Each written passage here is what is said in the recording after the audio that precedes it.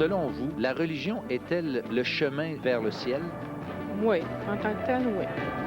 Ouais, possiblement, oui. Non, le Dieu, c'est intérieur, ça. Il y a bien des chemins qui conduisent à Rome, on dit. Alors, Je sais pas.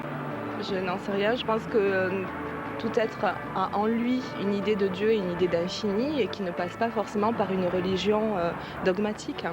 Non, je crois pas, non. pour moi, en tout cas, ça peut être une façon d'accéder, là.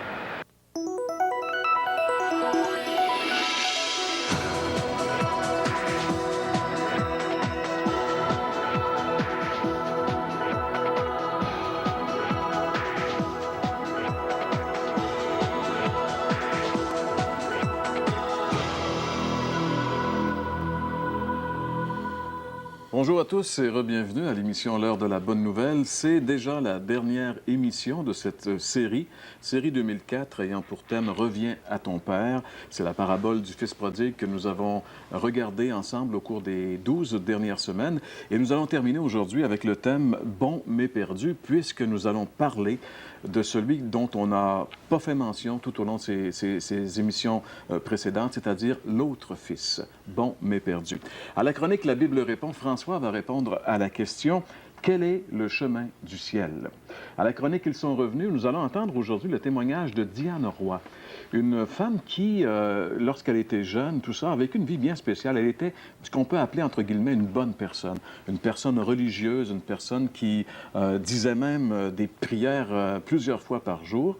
Mais un jour, elle a réalisé que malgré toute sa religion, malgré toute sa moralité, elle était perdue.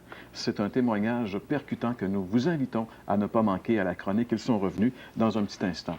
Comme artiste invité aujourd'hui, on a le plaisir de recevoir à nouveau Sophie Arbour qui va chanter ce merveilleux chant qui s'appelle « Un chrétien, je voudrais être ». Et j'aurai le plaisir de vous guider dans le message évangélique aujourd'hui ayant pour thème « Bon mais perdu ».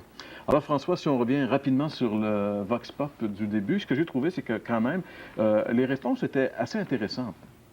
Bien sûr, les réponses étaient intéressantes. Et puis, il y a quelque chose qui m'a accroché, c'est le fameux intérieur. Quelqu'un a dit, c'est pas par une religion, c'est une relation intérieure, personnelle. Et puis, je pense que ça, c'est tout à fait juste.